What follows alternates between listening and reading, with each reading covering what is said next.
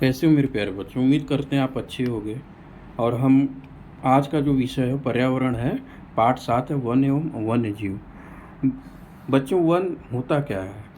जहाँ सघन रूप से बड़े क्षेत्र में पेड़ पौधे व अन्य वनस्पतियाँ पाई जाएं, उसे हम वन कहते हैं। सघन मतलब घने रूप में।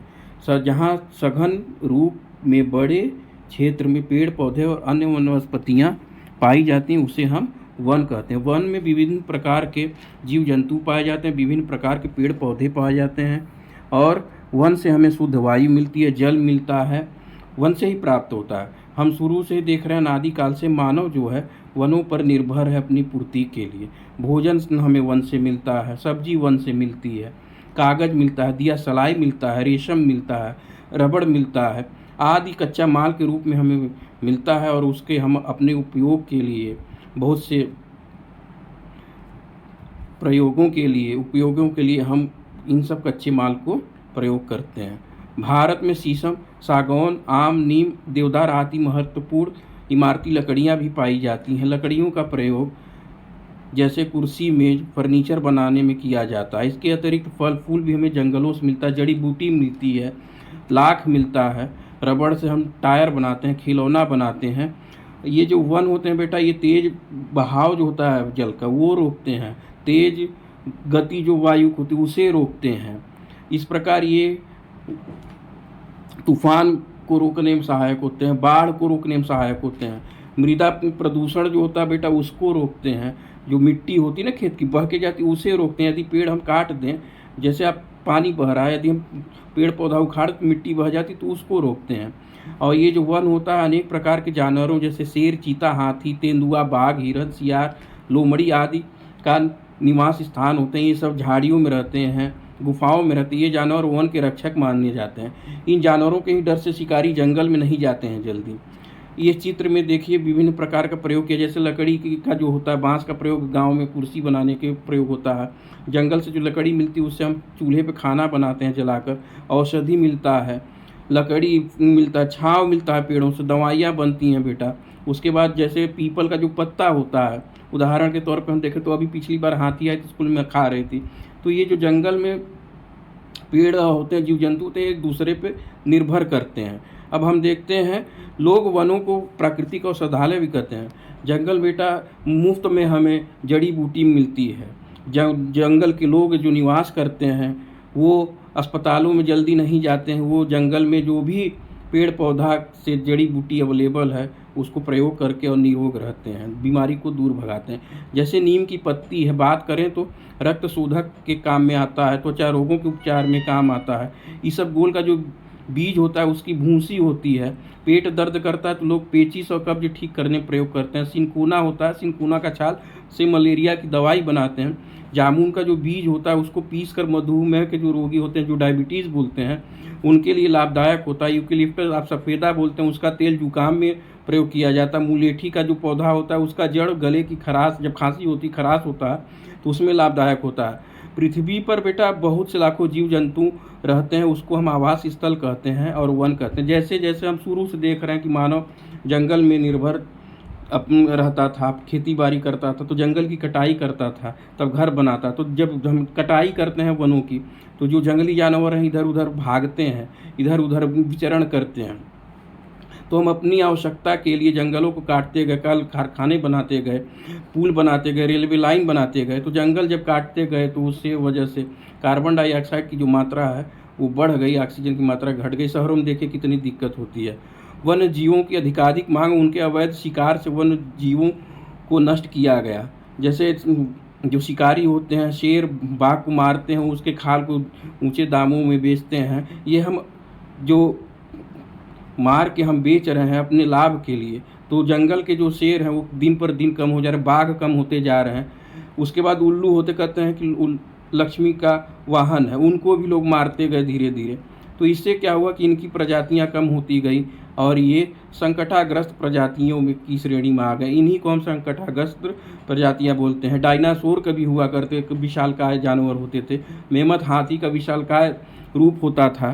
कुछ प्रजातियां तो एकदम खत्म हो गई, जैसे डायनासोर, मेमथ, जबकि कुछ प्रजातियां खत्म होने की कगार पर हैं। गिद्ध हुआ, बाघ हुआ आपका, जिसे हम संकटा ग्रस्त प्रजाति कहते हैं।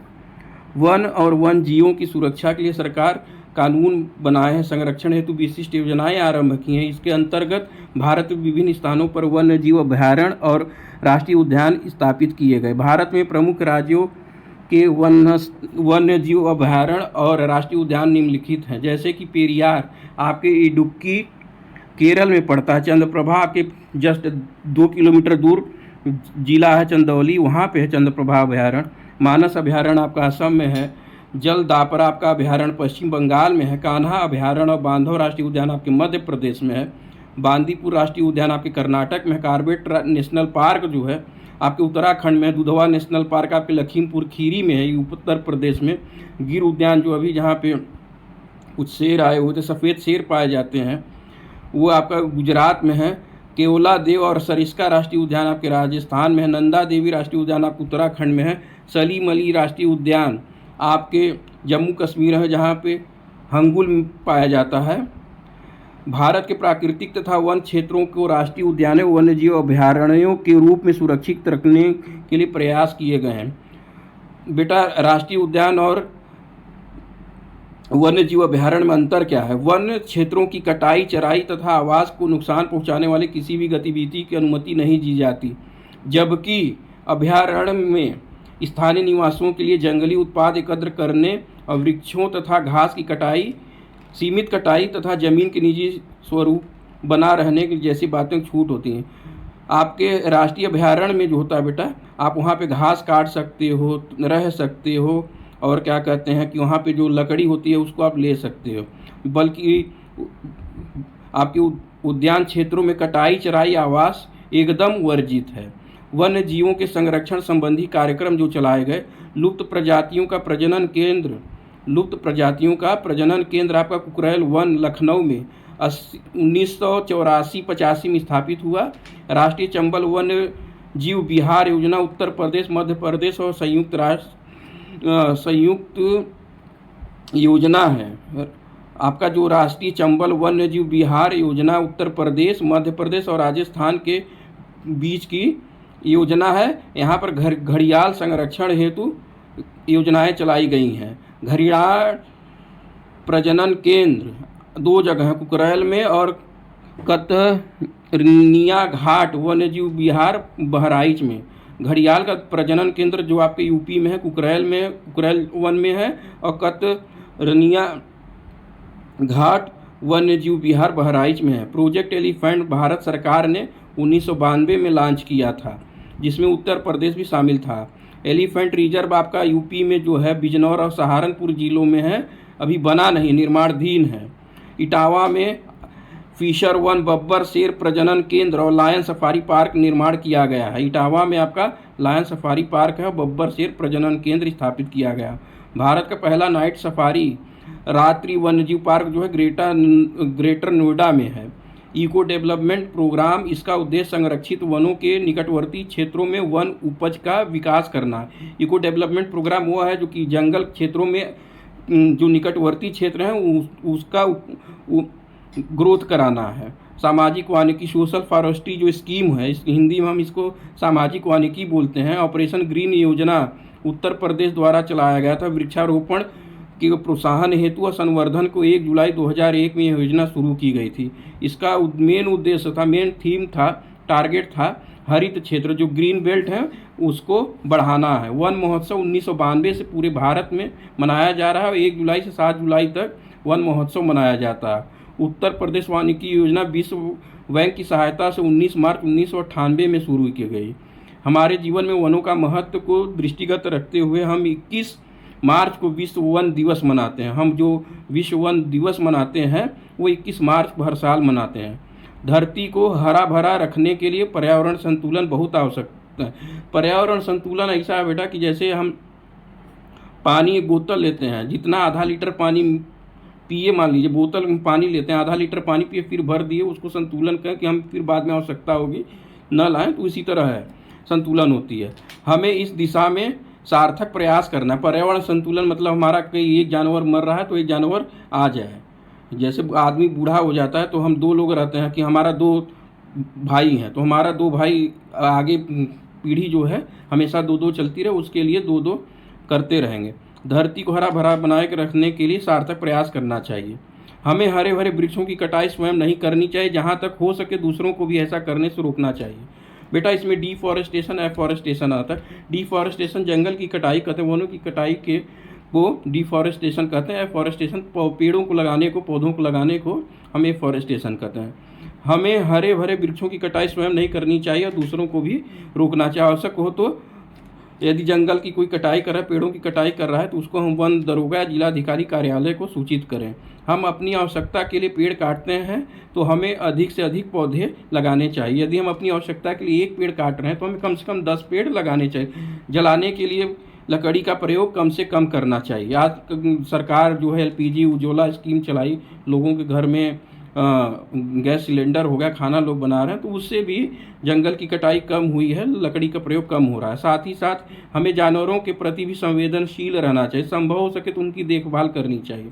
हमें जो जंगल में शिकारी शिकार करने जाते हैं उसको रोकना चाहिए। सरकार के साथ मिलकर जो भी स्कीम योजनाएं चलें उसको प्रयोग में लाना चाहिए। इससे हमारा पर्यावरण संतुलित रहेगा और हमारा भविष्य भी संतुलित रहेगा।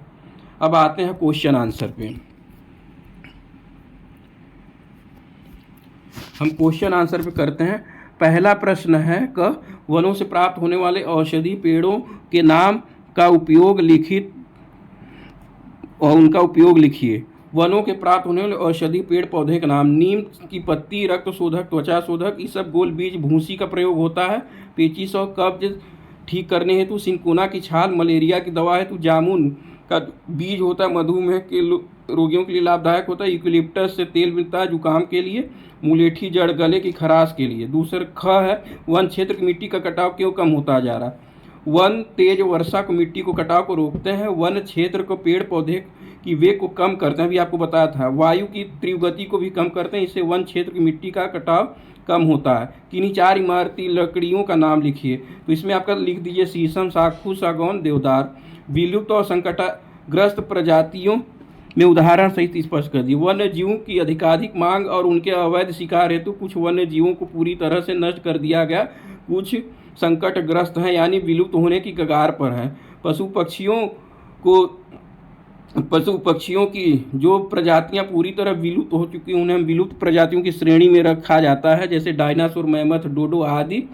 मनुष्य द्वारा अत्यधिक शिकार करने से जिन पशु पक्षियों की प्रजातियां खतरे में हैं यानी समाप्ति के कगार पर, उन्हें हम संकटग्रस्त प्राणियों की श्रेणी में रखा जाता है, जैसे शेर, हाथी, बाघ, घोड़ा, चीता आदि। उत्तर प्रदेश में स्थित राष्ट्रीय उद्यान वन्य जीव अभ्यारण्य का नाम लिखिए। राष्ट्रीय उद्यान आपका दुधवा नेशनल पार्क हो गया और अभ्यारण्य हो गया आपका चंद्रप्रभा, चंदौली। वनों की संख्या कम क्यों होते जा रही। मनुष्य अपनी आवश्यकता की पूर्ति के लिए शहरीकरण, औद्योगिकरण, कल कारखानों को उद्योग स्थापित करने के लिए अंधाधुंध कटाई, जिसके कारण वनों की संख्या कम हो गई। राष्ट्रीय उद्यान तथा वन्य जीव अभ्यारण्य में क्या अंतर है, क्यों बनाए गए हैं। आपका बेटा राष्ट्रीय उद्यान जो है उसमें चराई कटाई आवास जो होता है वो अनुमति नहीं है, और जबकि आपके अभ्यारण्य में जंगली उत्पाद एकत्र करने के लकड़ियाँ बीन सकते हैं, घास की कटाई कर सकते हैं, अपने थोड़ा सा ज़मीन का निजी स्वरूप बना रहने के लिए जैसी बातों के लिए छूट दी जाती है।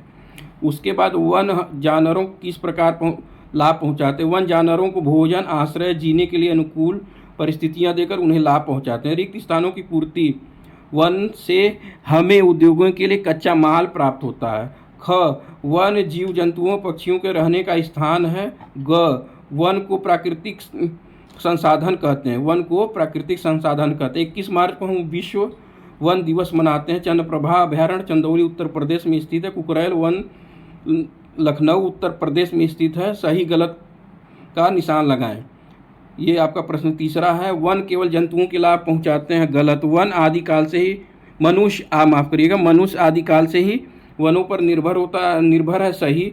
सिनकोना से मलेरिया की दवा बनती है। सही। गिद्ध एक विलुप्त प्रजाति है। गलत। ये संकटग्रस्त है। सागौन इमारती लकड़ी है। सही। पशु पक्षियों की प्रजातियों खत्म होने कगार पर उसे हम विलुप्त प्रजाति कहलाती हैं। गलत। पेड़ पौधे वायु की गति बढ़ाने में सहायक होते हैं। गलत। कम करते हैं। वन पारिस्थितिकी संतुलन बनाए रखने में सहायक होते हैं। सही। मानव के हस्तक्षेप से वनों पर प्रतिकूल प्रभाव पड़ता है। सही।